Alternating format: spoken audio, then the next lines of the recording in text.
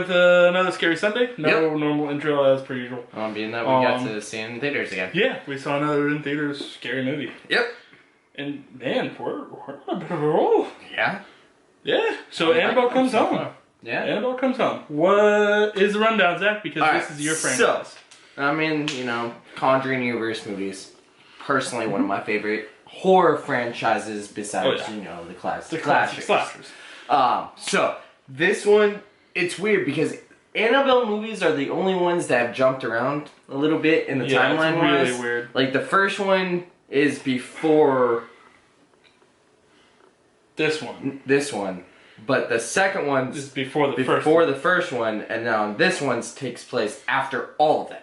Yeah. So, basically, and then in the Conjuring verse, if I remember what you said correctly, this one is before the second Conjuring or after the first. Yeah, it's in the middle of the Conjurings.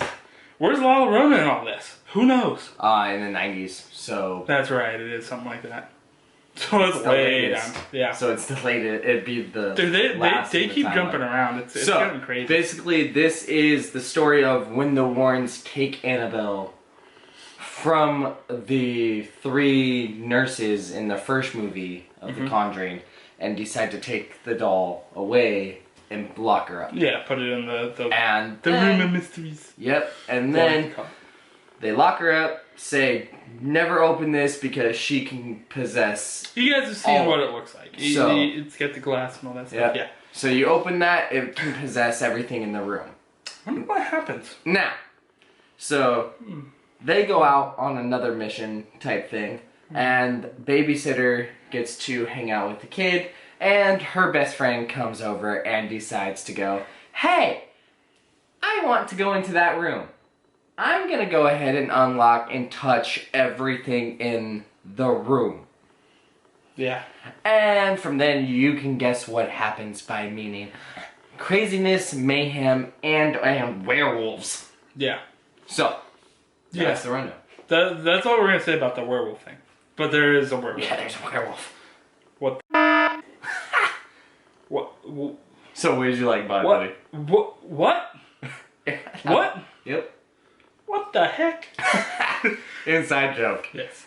Alright, so what I liked about the movie is obviously we can't really put it in the negatives or the positives, but the scares are way too obvious. Oh yeah. So it's your right in that middle horror. Ground first. It's your typical jump scare. It's your typical jump scare. I mean, the story's interesting. I like that they actually kind of added some interesting elements to it. They showed more of what we're probably going to get more Conjuring verse movies about. Oh yeah. Because I feel like, for instance, there's the Ferryman. Which I'm not gonna. Yeah, I feel like that would be a good one. The werewolf story probably. There's a lot of really cool stories that they cover in this that they easily could open the door for the future. For sure. And I'm actually kind of excited for that. And I like that they kind of teased us with some stuff. Yeah.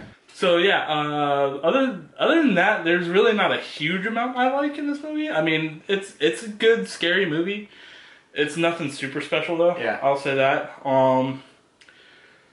Yeah, I mean, that's all I really feel like I need to cover. So, what do you like? I mean, I like the story. I like the Conjuring movie stories because it's not, yes, it is about jump scares, and it has that, and it has, your typical horror movies, but they do focus more on a story in the entire movie, not just, how can we scare the crap out of people? Jump scares. Okay, let's throw 1 million in there and be done with it. Yeah. They focus more on story, and I like that. And like you said, they've opened, I don't know how many doors that they can go into many different stories. Well, I can tell you they opened Annabelle's door. Yeah. But, I mean, yeah, I'm going to ditto just pretty much everything you said. There's one thing I just thought about. Bob's got balls. I like the comedy in this. Yeah. There was some really good joke moments, like, it's like really tense, and then it's like, bleh. Or like they lighten the mood. They lighten the mood a lot, and it's really it's nice. Yeah, I like it. It's not. Yeah. We'll just jump right into it. Let's go. Yeah, jumping right into negatives. It's cheesy as all hell. it's every scary movie ever. Like, something's gonna happen, But I will say that, like, for a scary movie, there were actually some moments. This is kind of leaning back more towards the positives now that because I'm actually thinking about it again. We kind of watched it like 2 days ago to break the era of mystery of when we actually see these movies. But like actually thinking about it now, like we actually saw more stuff. Oh yeah. Like than you would expect in a typical Annabelle movie. Yeah. Like you saw more scary stuff. Oh yeah. Well, without spoiling what you actually see, but you see more scary. And I like what they're before I jump into the negatives, I like also the big deal that they're trying to go for is there's not a whole lot of language, but they're giving you an R rating because of the scares and because the disturbing images. And because they're actually disturbing images. Yeah. Well, they're actually trying for the R now, and that's what I liked about the first Conjuring and the second one. And then we got Annabelle and was PG-13, and I was just like, oh no, don't you do this to this franchise. But I think they're actually finding their footing and giving us good horror. So alright, so back to actually talking about the negatives instead of remembering another positive that I kept wanting to mention. So negative. Negative wise, like I said, the cheesiness. Yep. The jump scares, it's kind of hard to put it in the negatives because every movie's gonna have them. Every horror movie's gonna have them. But I feel like you kind of have to, especially with how purely obvious these scares are. Oh, they are. Because, like, 100%. I think every single one we counted down. 3, 2, 1. And then maybe off a couple seconds, but, like, sure enough, it happens. I will say. There's a few times where we were like, oh, it's going to happen. It doesn't happen. Yeah. Like, it does twist you a couple times. Just because it's like, you're going to, you know it, and then they're like, haha, we know that you're counting. Yeah, we know you're getting ready. 10 more seconds. Yeah. Other than that, there's nothing major. I mean, I mean, at this point, it's your typical horror. It's got the cheesy one-liners. It's got the cheesy jump scares. The acting, I'm not gonna do the negative for the acting, but it's your typical horror movie acting. And I mean, yeah. Score time. Oh, is it time for sports? It's score time, buddy.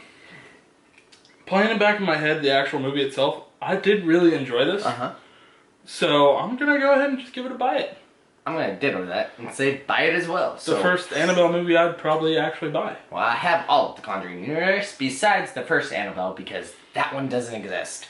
I'm sorry, because Annabelle and the Creation or whatever the second one was, the prequel. Annabelle Creation. Yeah, they're both terrible.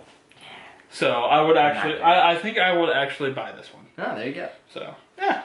Alright, guys. We'll go into go into the comments below. Let us know what you thought about this movie. Did it scare you? Did you count it out? Did you not like it? What? Let us know in the comments. Also, hit that like button. It looks like this. After that, if you're not part of the family, why aren't you? Go ahead and hit the subscribe button. And when you do that, it's going to ask you to turn on that notification bell. You're going to say yes because that tells YouTube that you want our videos just like that. And it helps us grow, and we want to be a bigger channel, and you know that because you're part of it. So we're about to hit a magic number. We love you guys. We'll see you on the next one. Well, I guess maybe. Bye.